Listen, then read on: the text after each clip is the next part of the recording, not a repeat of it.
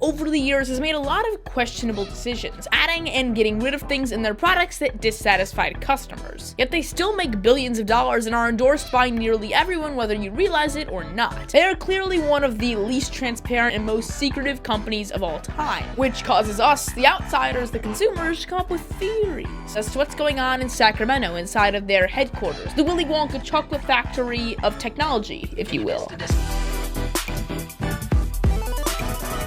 Most companies, for example, have a slogan. Arby's, we have the meats. Hotel, Trivago. Samsung, do what you can't.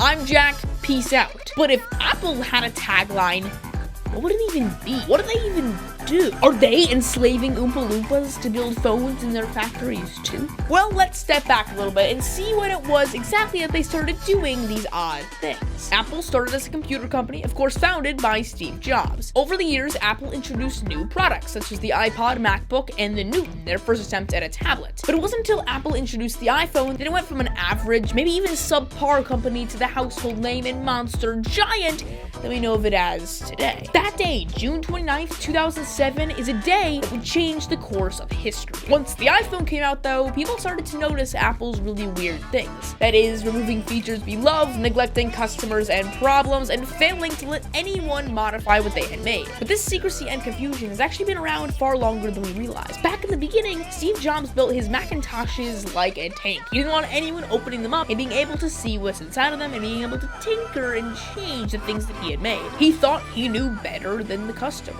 Later, Apple made the decision to get rid of the floppy disk in their new computers. And then later, it was the CD drive. Everyone was mad, as that was a feature that many wanted to use, but Apple thought they knew better than the customer. Then came the removal of the headphone jack. Everyone hated that too, but Apple once again just thought they knew better than the customers. Then there was the home button, then the USB ports, the old charger, then the battery life in order to make a thinner phone, and then essentially an entire product.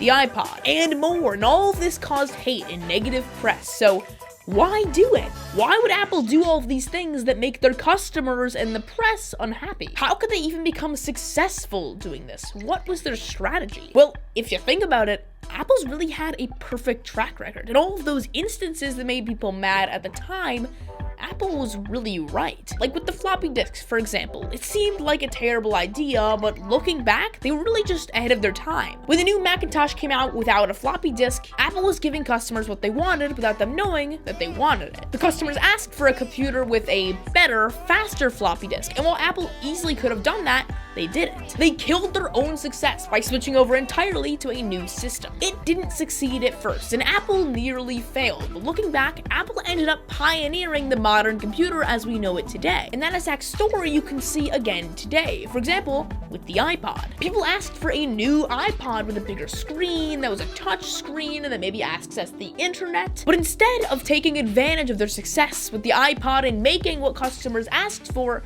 they killed the iPod and made the iPhone, which obviously was the right decision. As Steve Jobs said, if you don't cannibalize yourself, someone else will. So at the end of the day, what is Apple's master plan? You're here for the question that is the title. Well, it all centers around one philosophy, and that philosophy is, we know what you want before you know you even want it. Or in other words, the customer is always wrong, and we are always right. Now, that certainly wouldn't work for most companies. So how can Apple pull it off? Well, in the short term, Apple has the resources, money, time, and credibility to survive the negative PR and loss of some customers. But in the longer term, Apple always ends up being right, and they have a near perfect track record when it comes to making these questionable decisions. They always get it right because they make so few products, and they've got the time and resources to really work on each individual product to make sure that they make the right decision. And somehow, they always do. But today, some people don't think it's like that anymore. Some people think Apple doesn't innovate like it used to. But I say,